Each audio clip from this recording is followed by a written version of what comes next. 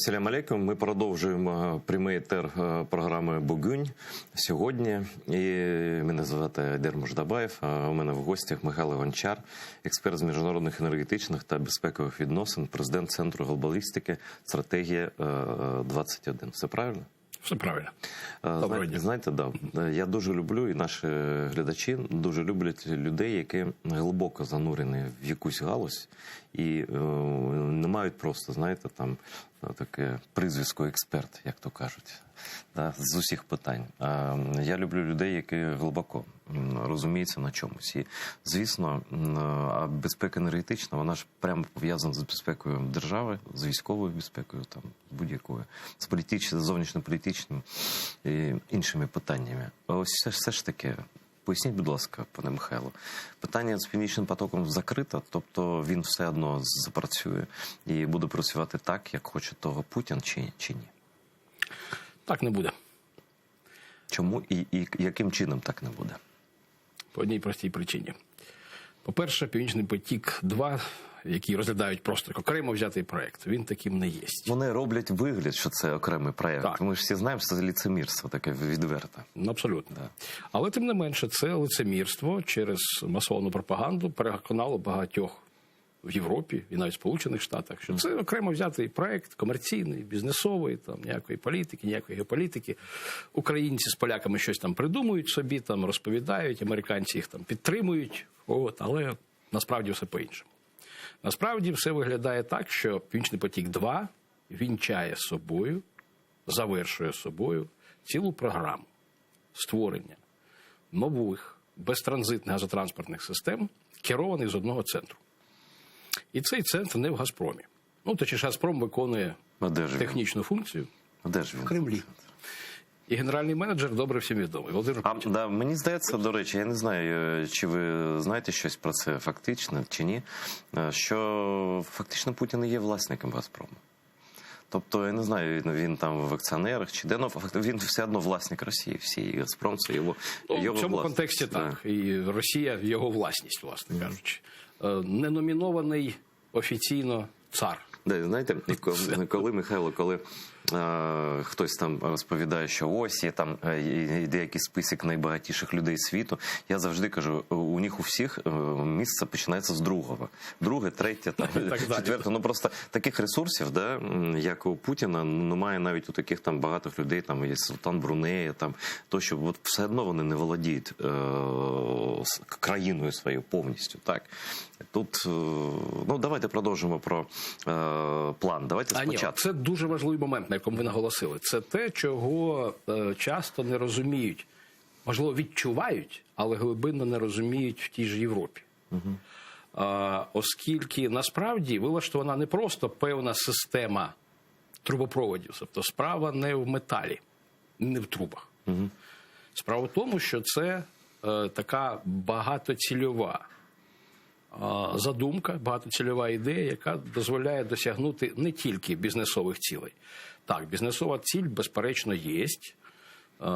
Торгівля газом, отримання доходів і використання цих доходів на різні стратегічні цілі, які часто і, як правило, лежать поза межами газового бізнесу. Традиційний газовий бізнес, що видобув, протранспортував, продав, отримав дохід, інвестував. Можна сказати, тут ще є сумніви, чи є взагалі цей газовий бізнес, бо це безконкурентне середовище абсолютно. Да? Монополія зі східного напрямку повністю монопольне постачання. І це те, що насторожує багатьох, але, на жаль, не більшість в Європі, які інерційно продовжують вважати, що це один з бізнес-проєктів. Так. Не більше того, давайте внесемо певні правила гри, там, щоб росіяни, там, так би мовити, отримувалися, обмежити, там, все і так далі. Вони розуміють того, що система обходу європейських правил гри вже існує і не сьогодні створена. От якраз в контексті цього вашого постановки питання про те, що Путін володар всіх російських активів, де-факто, де-юре ні, звичайно. Він, так би мовити, єдин во многих ліцах, там, юридичних мається на увазі. І коли ми поглянемо, де базуються основні компанії, які ведуть бізнес «Газпрому» по продажу російського газу в Європі, то багато з них зосереджено якраз в Швейцарії. Швейцарії. Там знаходяться, до речі, оператори першого Північного потоку і другого Північного потоку, які хотіли Сполучені Штати санкціонувати, але загальмували. Чому в Швейцарії? Чому? Тому що це дуже специфічна країна. От, як жартують в Росії, я не пам'ятаю, хто це перший сказав там з російських експертів, от в Росії є багато місць, де можна вкрасти, а в Швейцарії багато місць, де можна надійно сховати. Знаєте, це повторюється просто історія минулого століття, коли також німці, де вони гроші свої тримали? Вони тримали, пам'ятаємо, пастора Шлага, там всі ті горшки з квітами. І не тільки, до речі, і покійний, і лівійський лідер Муаммар Каддафі, так, надійно там все ховалось. Там, я не пам'ятаю по Хусейну, але думаю, що для всіх Швейцарія дуже приваблива. Тому що всі гроші в гості до швейцарських банків. І не дивлячись на там титанічні зусилля і Європейської комісії, і тих же Сполучених Штатів. От минуло десь 12 років, точно не скажу скільки, але буквально тільки у квітні цього року Швейцарія під багатодесятирічним пресингом з боку Брюсселя, з боку Сполучених Штатів змінила своє законодавство і прибрала так звані анонімні акції чи акції на пред'явника.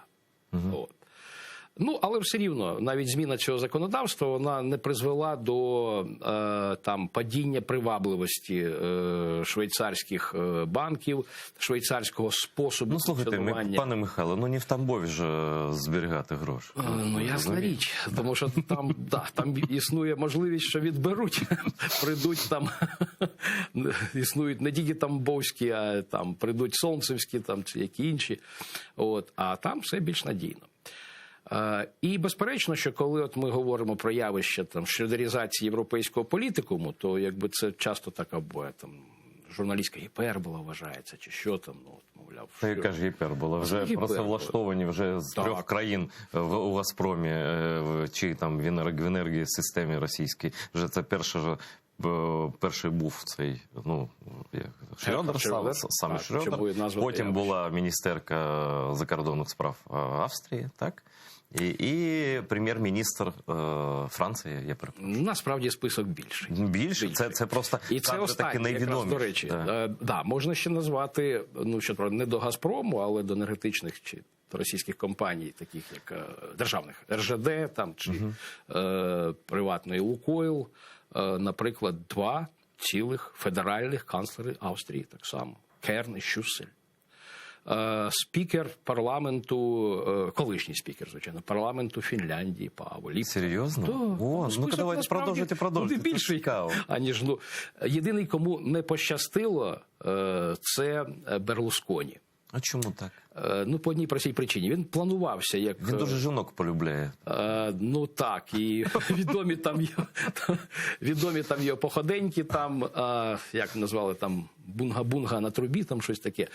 Питання в тім, що проект «Південний потік», який мав стати найбільш таким, ще більш потужним, ніж «Північний потік» перший чи нинішній другий, який був замислений через Чорне море, 4 труби, 63 мільярди кубів на рік поставки газу, він був скасований.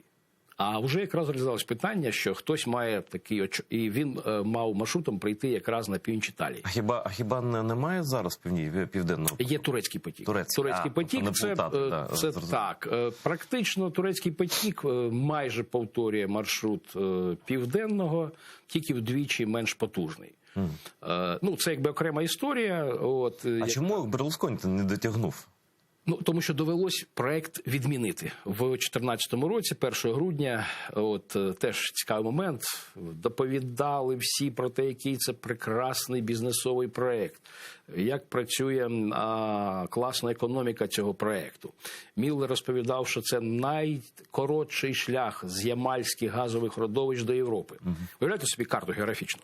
Де Ямал, Арктика? Я ще пам'ятаю, так. Через всю Росію до Чорноморського узбережжя, через Чорне море, потім по суходолу європейському до Північної Італії. Тобто таким шляхом. І це називається найкоротший, коли він насправді найдовший. А я пам'ятаю, якраз за тиждень до того, як проект був відмінений, був на одній з міжнародних конференцій в Братиславі з питань енергетичної безпеки в Європі. І в числі менеджерів нафтогазових компаній був на круглій панелі, і я піддав критиці на круглому столі, одна з дискусійних панелей, піддав критиці там цей проект, що він економічно, якби, насправді не обґрунтований. Тобто він виключно політичний? Він це просто видно зі складових? Видно просто достатньо поглянути на географічну карту, і не треба бути фахівцем, щоб зробити висновок, що це не найкоротший маршрут. Поруч сидів менеджер однієї з угорських компаній, який якраз перед цим розповідав про те, що проект, в принципі, непоганий. Так, є окремі там нюанси, але проект непоганий. Там і бізнес якраз угорської частини працює класно. От. А перед цим болгарський топ-менеджер якраз доповів про те, що, власне, Болгарія стала причиною, чому проект був відмінений. Що не все так, це було досить сміливо, до речі, з боку так, Болгарії. Але, звичайно, болгари зробили це не самі по собі. Це робота американців була значною мірою. І плюс робота Європейської комісії, які чітко болгарам сказали, що цей проект порушує європейське енергетичне законодавство. А що ж змінилося зараз? Чому Північний потік-2 не порушує? А я розкажу, порушує, але от закінчуючи про Південний потік. Значить, і практично вже було зрозуміло, що Болгарія не погодиться. От. Я запитую угорського менеджера потім, говорю, а як ви можете рахувати економічну привабливість своєї ділянки угорської, коли поруч болгарська ділянка і сербська, вони, по-перше, не готові, і там проблемно, що вони взагалі будуть готові. Чому вважаєте, що тут ваш бізнес працює? Ну, він щось, так би мовити, публічно відповів таке округле, а потім штовхнув мене ліктем і говорить, там, good question. Гарне питання. Говорить, потім вже неофіційно, коли спілкувалися, я це своїм там намагаюся, що ми не можемо, якби там, але, говорить, є вказівка. Показувати, що проект, мовляв, там, commercial visit. Робити вигляд, що задля Путіна, задля симпатії Путіна. Не тільки, а потім, так би мовити, поділяться і всі інтереси будуть враховані. Дивіться, от ви Угорщину згадали, а їм то пощастило. З ними, от ось буквально днями, ви ж знаєте, да? Так. Підписано угоду, Росія підписала угоду з Угорщиною. Це через ось той турецький, здається. Абсолютно, це той же самий маршрут приблизно. Що це за спроба? Це спроба роз'єднати європейські країни, чи що? В тому числі. От це вірно ви провели паралель. Значить, після краху Південного потоку.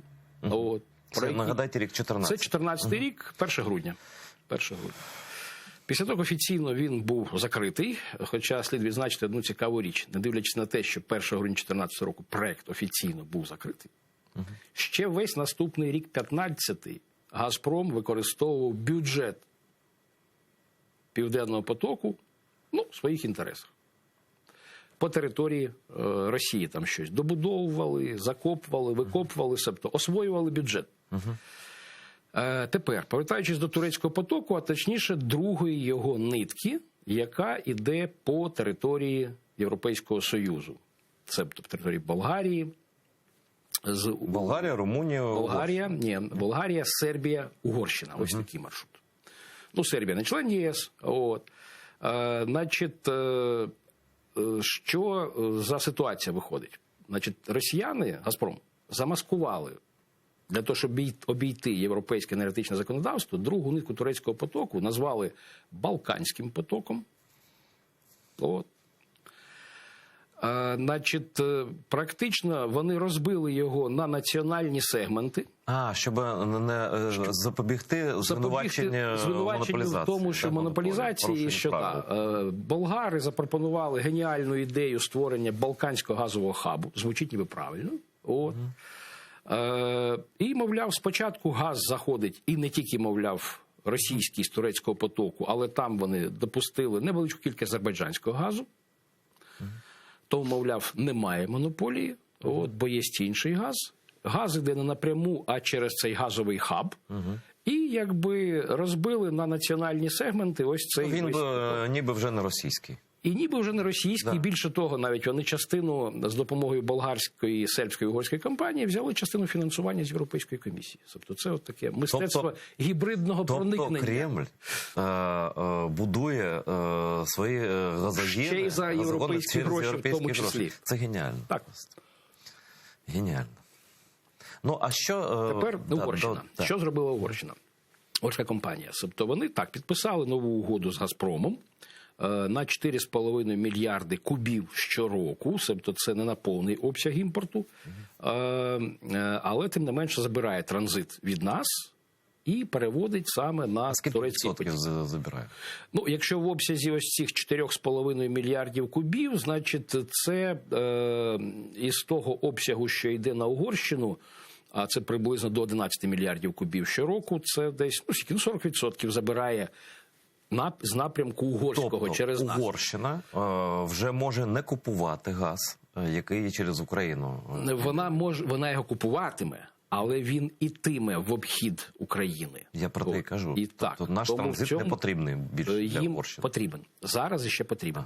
Тому що це тільки, грубо кажучи, 40% їхніх потреб. Решта йде через нас. Але це питання невеликого часу.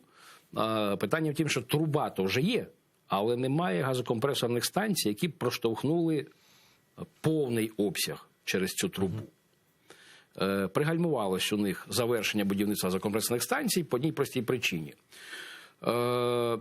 Останній санкційний пакет американський, він заторкував вже не тільки Північний потік-2, але і Турецький потік. А там постачальником обладнання для газокомпресорних станцій була одна американська компанія.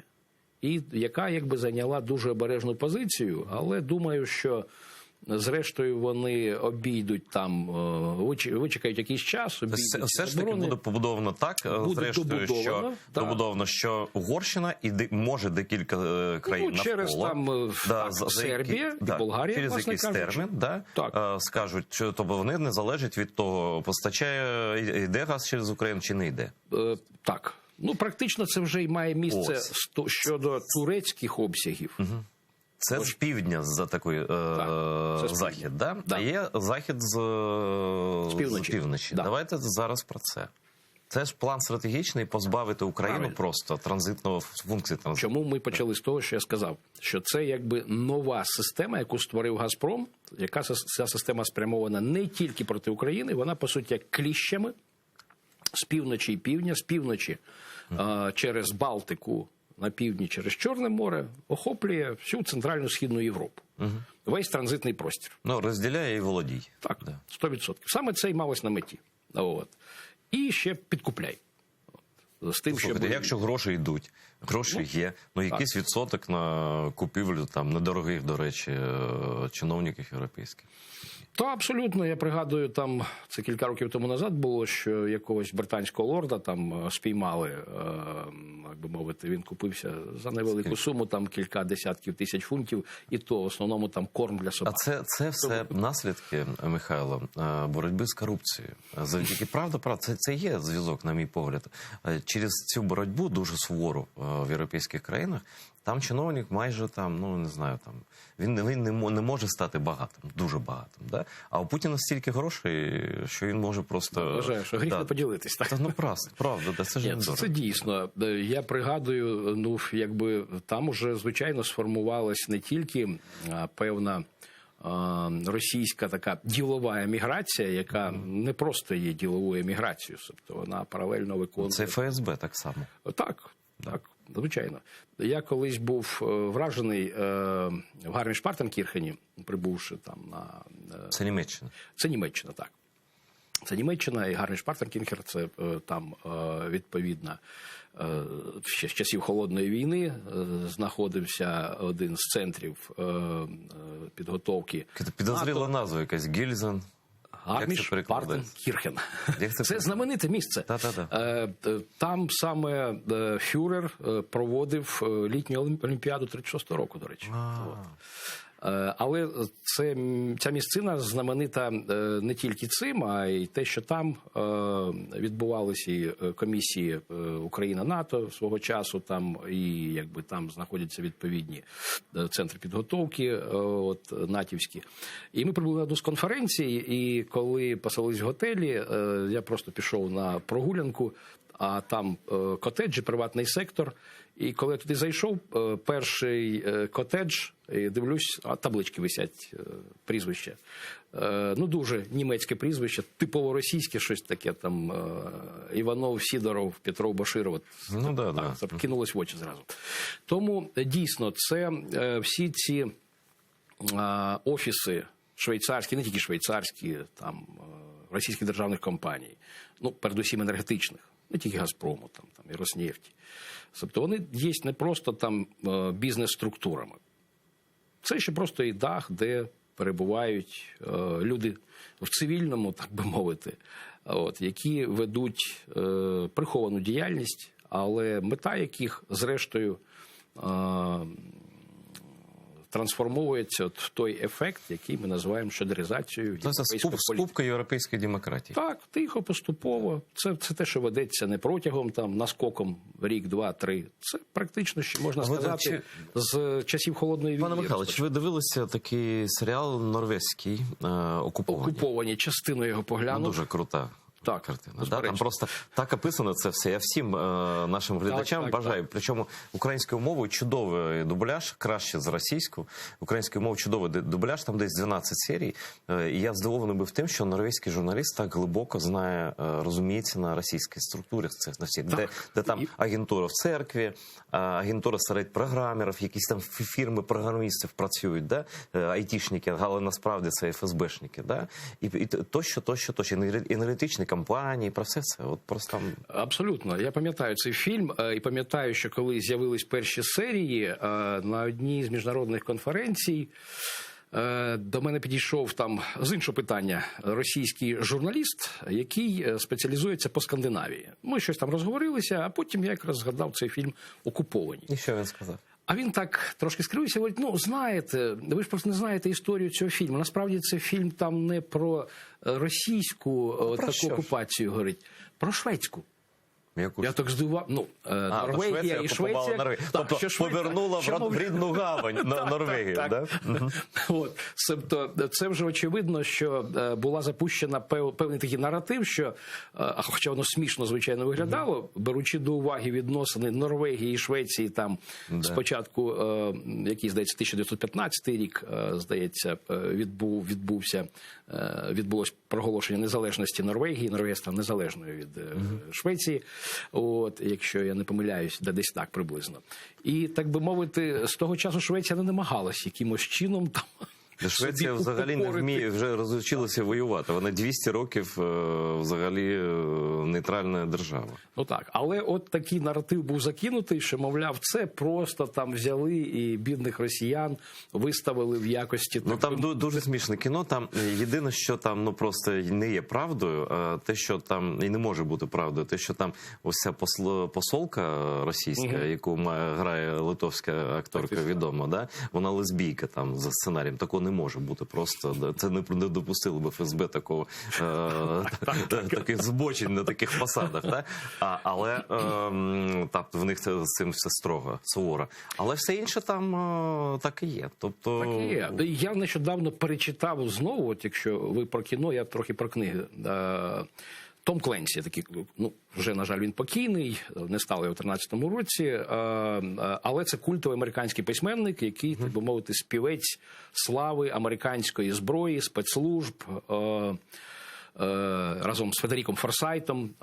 Тобто він дійсно написав цілу купу різних трилерів, але які виглядають, ну, надзвичайно, читаєш, і це все, якби, уявляєш, як в режимі онлайн. Так от, він чим знаменитий? Його остання книга, написана там в співавторстві з Томом Гренні, вона називається «Право остаточного рішення». Значить, в 13-му році його не стало. Ну, книга в основному була написана в 12-му, 13-му, 14-му вона вийшла в українському перекладі.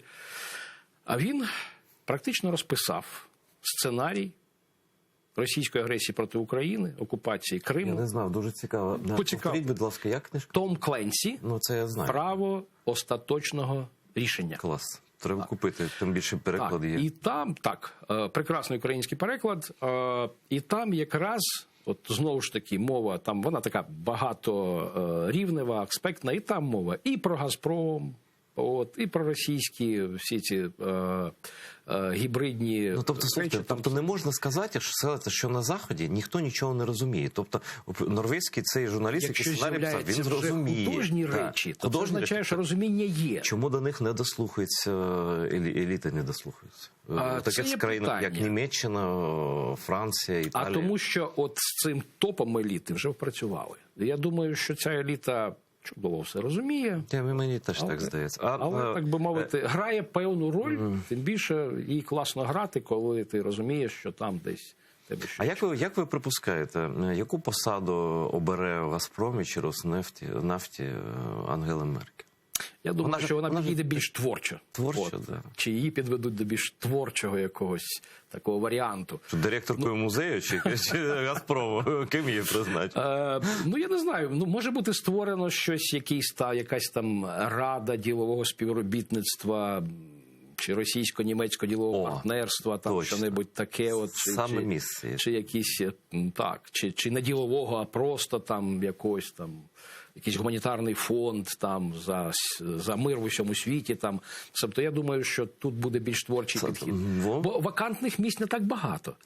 Тут просто незручно прямо стрибати з крісла канцлерки Німеччини, стрибати відразу в «Газпром» на таку комерційну посаду. Наслідувати Шрёдера 1 до 1 не дуже. Бо тоді ж, до речі, це мало хто знає, забули вже якраз покійний, на жаль, вже теж Гідо Вестервеля, він був міністром оборони. Пам'ятаю таке прізвище. Німеччини, і він якраз був першим, хто звинуватив Шрёдера в тому, що він корупціонер. Продався просто. Продався, так. І він поставив питання, що, а коли, власне, почали працювати на «Газпром»? Зараз, коли ви перестали бути канцлером? Чи, може, раніше? Шрёдер дуже образився, подав в суд. Він виграв цей суд, Шрёдер. Виграв, тому що у Вестервеля, суд попросив докази. Які докази? Звичайно, що в швейцарському кантоні Цуг, в офісі Північного потоку-1, ніхто не видасть, так сказати, відомість получення, так сказати, гонорарів чи хабарів. І тому, я не пам'ятаю, там десь 1020 чимось євро штрафу заплатив Гідо Вестервелі, вимушений був вибачитись. А Шрёдер це російською мовою буде диракол, напевно, да? Десь так? Ми звикли називати Різак. Я просто думаю, яке оперативне прізвисько в нього просто. Позивний який. Це, можливо, знає тільки Варнік. Тому що Варнік, в принципі, людина, яка трошки в тіні, колишній офіцер Штазі, друг Путіна там ще з часів ГДРівських. Можливо, так би мовити, це старі зв'язки. Ці старі східно-німецькі гаштети, такі з мірними рюмками такими, де сиділи ці агентура, де такий сумний по вечорах Володимир Володимирович зустрічався з людьми. І десь повз проходила скромна така дівчинка, донька священника. І звали її... Мала ангельське ім'я. Ми можемо фантазувати скільки завгодно, але це насправді не смішно. І знаєте, коли я чую, особливо від Франції, Німеччини, Італії, Італія мовчить з цього приводу, вони знають себе. Що в Україні якась там особлива корупція, так, в нас велика корупція, в нас є корупція, в нас є корупція на різних рівнях, але такий рівень корупції, як в Німеччині, коли просто продаються канцлери, слухайте, допоки до таких рекордів ще не дотягнемо. Вони, може, так вважають, що, знаєте, якась у вас така груба корупція. Тобто треба культурніше. Елегантно, і так далі. Дійсно, це добре підмітили. Дивіться, в 2005 році, я колись був експертом групи високого рівня з питань співробітництва Україна-Німеччина. І був День України в німецькому Бундестазі. І після вже всіх офіціозних заходів було прийняття. І до мене підійшов німецький бізнесмен, я вже не пам'ятаю, що його там зацікавило, ми поговорили, розговорились далі, і якраз я його став запитувати, говорю, ну, під час засідання міжурядової комісії, так би мовити, теж там звучали, ну, не так багато, як зараз, про це говорять, там, але все рівно, про корупцію, там, про несприятливий інвестиційний клімат і так далі. Я його спитав відверто, скажіть, а він працював в Україні вже тривалий час, ще починав свій бізнес десь в пізні радянські часи на Сході. Я запитав, скажіть, дійсно у нас така жахлива корупція? Неймовірна, така, там все. Говорю, що от дивіться, там ви збираєтесь там Румунію, Болгарію приймати до Європейського Союзу, це ще вони не були членами ЄС. Там. Це зразки боротьби з корупцією. Це так, говорю, невже у нас так значно гірше, ніж у них? Він так засміявся, сказав, ні. У вас не гірше там, ніж в болгарів чи в румунів. От, значить, ви знаєте, чому ми так напористо говоримо про корупцію? Не в останню чергу тому, що ми хочемо відлякнути наших конкурентів від вас. Ми не хочемо, щоб там з'являлось багато французького, чи італійського, чи іспанського бізнесу. От. Тому це теж момент цікавий дуже. От, це має певне перебільшення. А я думаю, що з такою логікою можуть поступати і італійці, і французи. І тому, зрештою, в Європі такий галас, що в Україні зовсім геть все кепсько, корупція тотальна. Хоча вона є, безперечно. Я думаю, що ось це маркування України як найкорумпованішої країни Європи – це брехня. Це частини російської політики, насправді, які закладають це в уста західних політиків. Так, а далі йде мультиплікація. А далі йде мультиплікація. Журналісти тощо. Тобто опудало зробили з України, хоча тут корупції точно не більше там, за Болгарію, я точно можу сказати. Ну, за інші країни не знаю. Ну, і в Туреччині є корупція, там це член НАТО. І, ну, знаєте, ну, і навіть у Польщі, напевно, є. Питання в тому, як... Вона є скрізь. Але от якби як елегантна корупція, певне, це, ну, можна сказати, що вона тоді знаходиться у певних... От дивіться, чому Швейцарія? Коли з території Швейцарії робляться якісь от такі дії корупціогенного характеру, ну так на території Європейського Союзу нічого не порушується. Тому Швейцарія не член Європейського Союзу. Знаєте, мені один знайомий поліціянт, мент, коротше кажучи, російський ще розповідав, як вони труп носили на чужу ділянку. Да? Тобто перекладали за рельси, там є, да? І от це тут наша, а ми не хочемо цим займатися. А там ми вже не бачимо нічого. Там вже їхня справа, там на нашій території злочинів немає. Да? Все чинно, благородно, як то кажуть. Так. Але це, коли ви згадали про дівчинку Ангелу, я згадав, а ви його добре знаєте, Борис Райт-Шустер, німецький журналіст. Ну, він нещодавно був в етері, його там так переслідують і так його цькують за те, що він правду просто каже. Так. І я от звернув увагу, це я нещодавно там поглянув, що дійсно цікаву річ він повідомив, що коли архіви Штазі стали доступними, поглянули все, ну там мало б щось бути на дівчинку Ангелу, бо вона в той час уже була не просто дівчинкою, а там нічого немає. Ну, вона була донькою, я просто нагадаю глядачам, хто не бачив той етер, вона була донькою священника, який з Західної Німеччини переїхав на радянську територію, на схід, і там співпрацював з владою, на відміну від багатьох східно-німецьких священників, які відмовлялися співпрацювати, їх там репресували, звільняли, ну, частину навіть там і ув'язнювали. А приїхав такий добрий дядечко такий з Західної Німеччини, оселився там на Східній і там виховав свою дитиночку. І жив нормально, його ніхто там не чіпав. Ну, це наше все припущення. Звичайно. Да. Давайте повернемося до Північного потоку-2. Ну, ціль зрозуміла – обійти Україну з обох сторін, да? З півночі, з півдня. Але давайте так, дві версії. Поганий сценарій для України, як Росії вдасться використати політично цей газогін. І добрий сценарій, тобто обмеження, там частково санкції тощо. І що буде, на вашу думку, що більш ймовірно, на вашу думку? Дивіться, поганий сценарій, це ми повинні брати до уваги не тільки Північний потік-2, як я сказав, але й турецький. Так, комплекс. От всі ці потоки. Для чого вони будувалися? Саме для того, щоб, по суті, створити нову систему, яка дозволить мати профіцит трубопровідних потужностей, профіцит надлишок, і, відповідно, маніпулювати обсягами, напрямками постачання газу, як наслідок ціною. Ми це вже зараз бачимо, що ще Північний потік-2 недобудований. А ціна вже росте? То ціна зараз на європейському ринку сягнула небачених за всю історію газової торгівлі в Європі рівнів. Вона перевищила $600 за 1000 кубів. Неймовірно. Так, це... Останній раз я чув 300 з чимось там, а так вже такі зміни. Ось знаєте, що таке жити не в газовій державі? Ось в Росії, до речі, всі знають, скільки коштує їхній газ. Це предмет такого, вони пишаються цим. Це предмет національної гордості, вже 600 євро. Так, Газпром рапортує про небачені доходи. Тобто наша Юлія Володимирівна нервово плаче, бо вона там торгувалася, що прем'єр-міністром був Путін формально, до ночі аж торгувалися і виторгували лише там 300, здається, 305. Спочатку у 2009 році взагалі була там класна ціна, коли Європі платили там під 300, то у нас була 130. Так, але в цьому потім... і була наживка. Так. Один рік.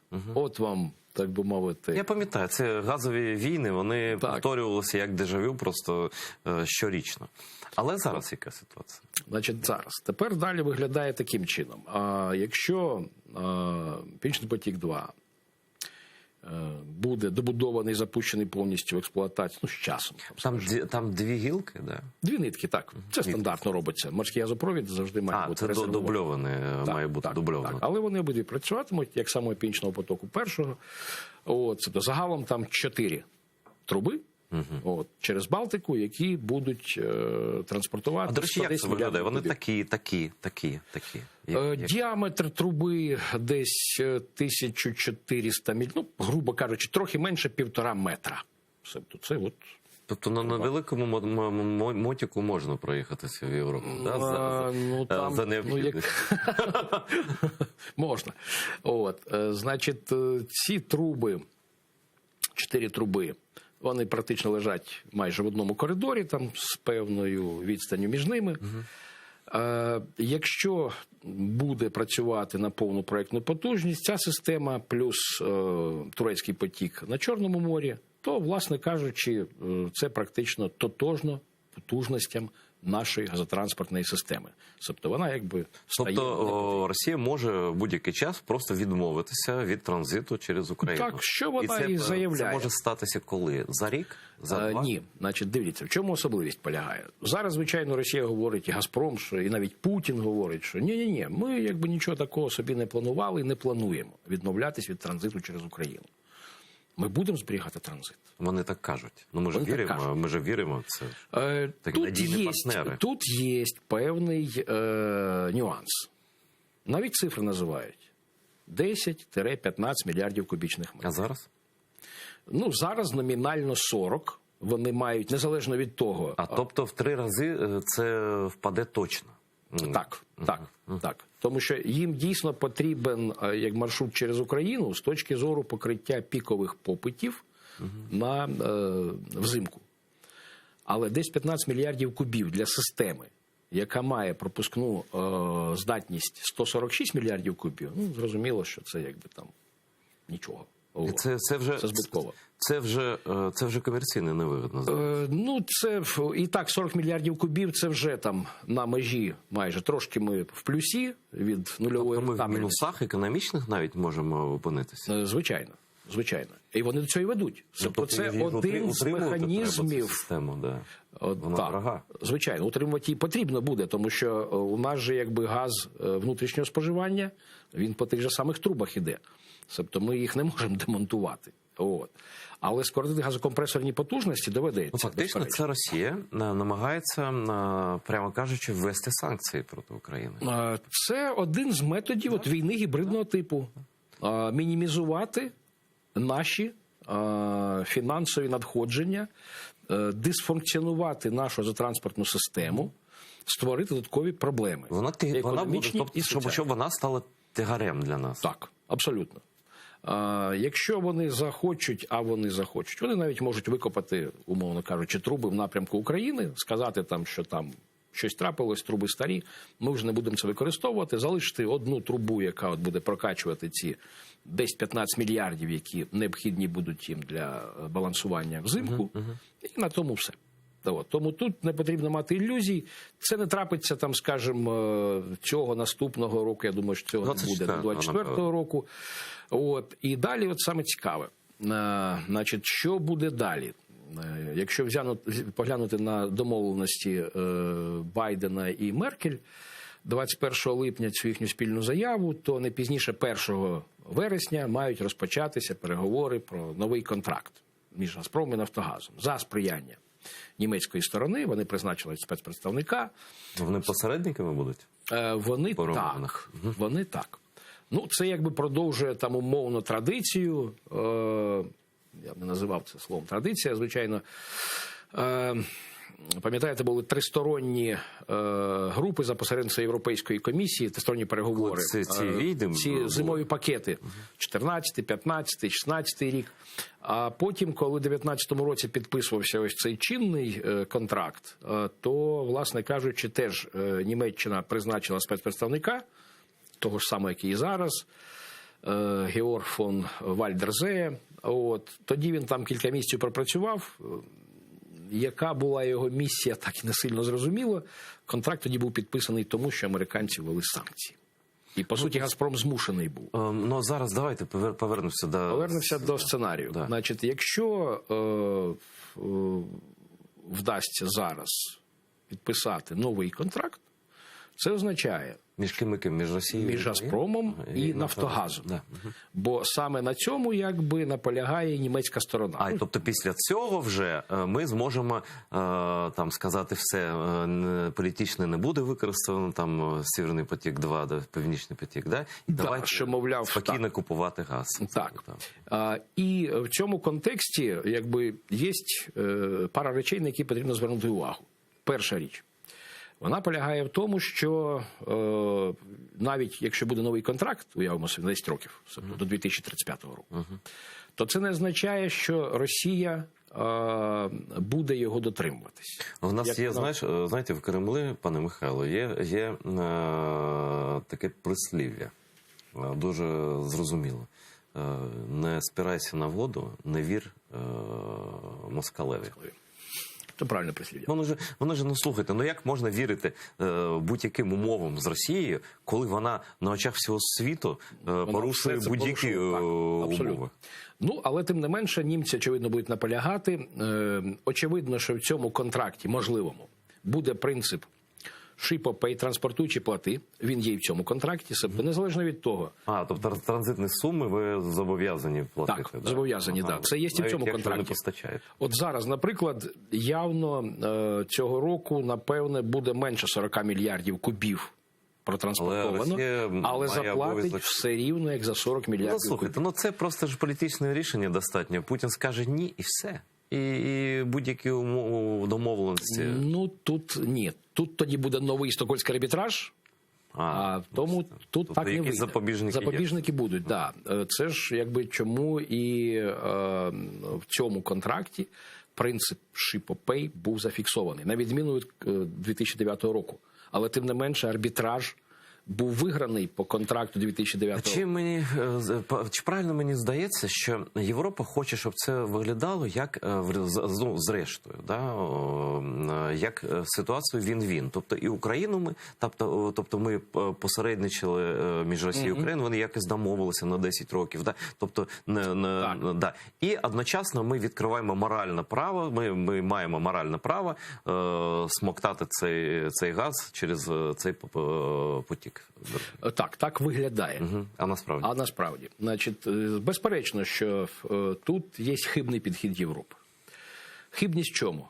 Так, вони інерційно вважають, що там оці дві країни, які не є членами Європейського Союзу, вони мають погодити свої протиріччя, вирішити їх. Ми їх садимо за один стіл переговорів, тут, допомагаємо, так мовити, подолати протиріччя, і всі виглядають класно. Але насправді Європейський Союз має діяти тут за іншим алгоритмом. Бо на відміну від Росії, Україна має угоду про асоціацію з ЄС. Ми є членом договору енергетичного співтовариства, ініційованого Європейським Союзом.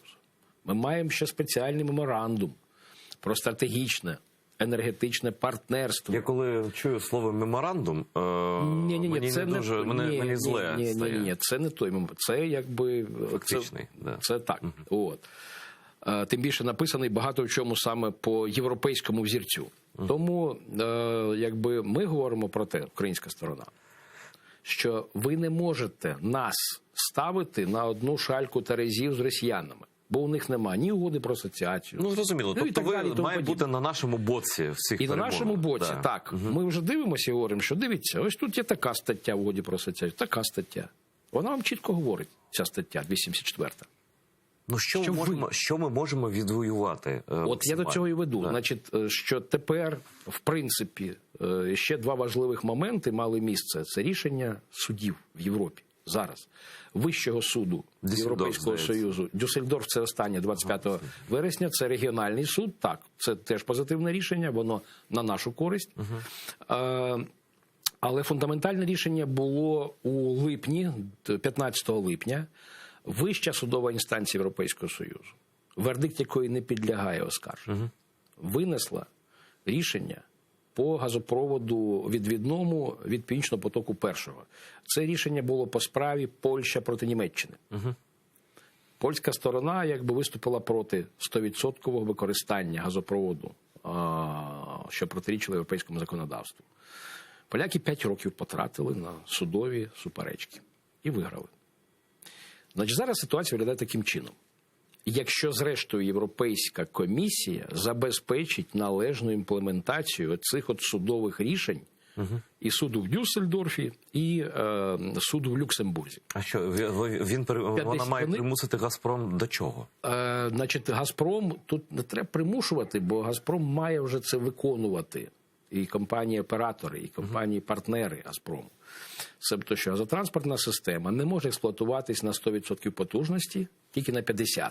А інші 50% мають бути зарезервовані для третіх сторін. А вони де є, ці треті сторони? А немає їх. «Газпром» скрізь. Ну, звичайно, говорять, що «Газпром» створить якийсь там... Ну, звісно, дочок нам наражає. Не все так просто. Тому що якби все було так просто, то вони б це зробили 10 років тому назад з Північним потоком-1. І не мали би ось цих 5 років катавасії судових. А чому вони так не роблять? А тому що тоді викриються ці всі схеми там, де сидить один «Газпром» і, по суті, якби з вузьким колом осіб, в тому числі давніх європейських партнерів, а-ля Матіас Варнік, там, Герхард Шрьодер, вирішують, якби... А тобто це забороняє виконувати в повному обсязі цей... Так, що має бути ще якісь постачальники. Бо їх немає. Їх і не може бути. А як попрацювати? А все... Тобто 4 труби, 2 використовувати, 2 ні? По черзі, так, звичайно. А, тобто це обмеження обсягу, так? Так. Якщо би, наприклад, в Росії було прийнято законодавство, коли не тільки ж «Газпром» видобуває і продає газ, але монопольно з «Газпромом» в Росії офіційно закріплено статус. Тільки за ним. Це державна корпорація. Ну так, але ж там є інші видобувники. Ну, «Роснефть» теж державна корпорація, а вона не тільки нафту видобуває. Вона теж зараз, по-моєму, понад чи близько 100, чи понад 100 мільярдів кубів газу видобуває. Сєчин давно рветься в трубу. Він воює з Міллером там ще з нульових. Це одна компашка, насправді. Ну, з формальної... Для нас так. Але з формальної точки зору, якби, наприклад, інші видобувники газу в Росії мали доступ до експортних трубопроводів, то, по суті, це означало би конкуренцію. Вони можуть зімітувати цю конкуренцію? Ви ж кажете... На європейському ринку вже не так легко буде зімітувати. Тому що там, наприклад, коли «Газпром» намагався, і успішно, до речі, на початку 10-х років там зманіпулювати, було порушено відповідне розслідування, воно довго йшло. Воно загрожувало «Газпрому» штрафом колосальним, там від $2 мільярдів до 10. Він вийшов сухим з води, але взяв обіцянку, так би мовити, більше так не робити. Намагається і дотримуватись, хоча зараз ми бачимо, що він уже діє зовсім за іншим алгоритмом, ескалуючи ціну на газ на європейському ринку. Слухайте, у росіян багато важелів впливу і маніпуляцій. Так от зараз настає момент істини, я думаю, оці місяці, ця зима, коли цей момент? Думаю, ця зима буде показовою. Що переможе? Європейське право чи російський лом? Знаєте, проти лома нет прийому. От «Газпром» зараз працює ломовим способом. Він показує європейцям, загнавши ціну за $600 за 1000 кубів. Що ми можемо з вами робити? Можемо робити все, що завгодно. Ви повинні зняти оці свої обмеження там на ваших цидулках, які ви називаєте. А ми зробимо ціну вдвічі. А ми тоді ціну знизимо, «Північний потік-2» запустимо, і все буде прийде більше газу. Але більше газу і зараз може прийти на європейський ринок. Тому що наші трубопровідні потужності, і оператор з транспортної системи, і «Нафтогаз» пропонує, що, будь ласка, ви можете використовувати. «Газпром» цього не робить. Як намагається теж мінімізувати постачання по маршруту через Польщу. Так само. Тому, насправді, якщо навіть буде підписаний новий 10-річний контракт, він не гарантує нам завантаження системи. Так, максимум, що він може гарантувати, це умова оця «качай чи плати», себто ми будемо отримувати кошти, незалежно від того, скільки там буде протранспортовано. Пане Михайло, в нас залишилося 3 хвилини, навіть менше. І тоді на сам кінець. Що зараз говорить офіційна українська сторона і «Нафтогаз», зокрема? Європейці говорять, що найкраща гарантія для нас – це коли контракти будуть з вашими компаніями, а не з «Газпромом». Беріть газ на східному кордоні України.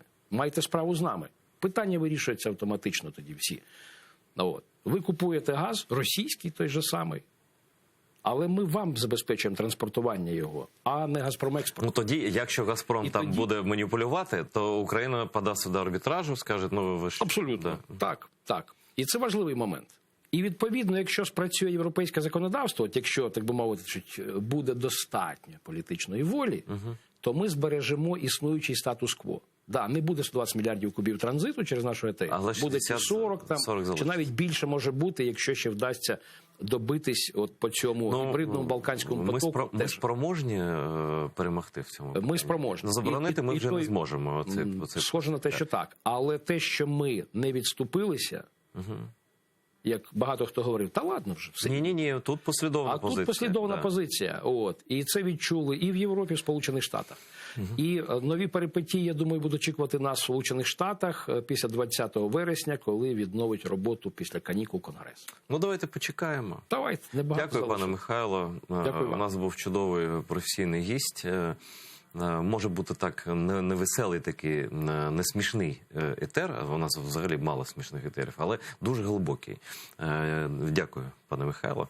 А вам, любі наші глядачі, я хочу сказати, що дивитися канал ЕТР – це круто, і працювати для вас – це для нас честь. Але нам теж потрібна підтримка.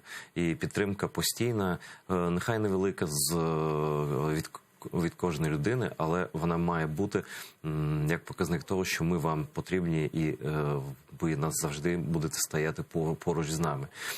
Для цього є дуже зручна платформа Patreon. І там є сторінка телеканалу АТР. Знайдіть її і підпишіться, будь ласка, на будь-яку суму підтримки нашого каналу. Бо ми – це ви. Ми працюємо для вас. І підтримка АТР – це обов'язок не тільки держави, а й кожного з нас. Кожен з нас має вносити свою частину, свій вклад, свій внесок в цю боротьбу проти російського рейху, який буде зруйновано 100%, але ми маємо наближати цю переможну мить. Хрим Сербія Солоджак. За 5 хвилин я знову буду у цій студії, але вже з іншим гостем.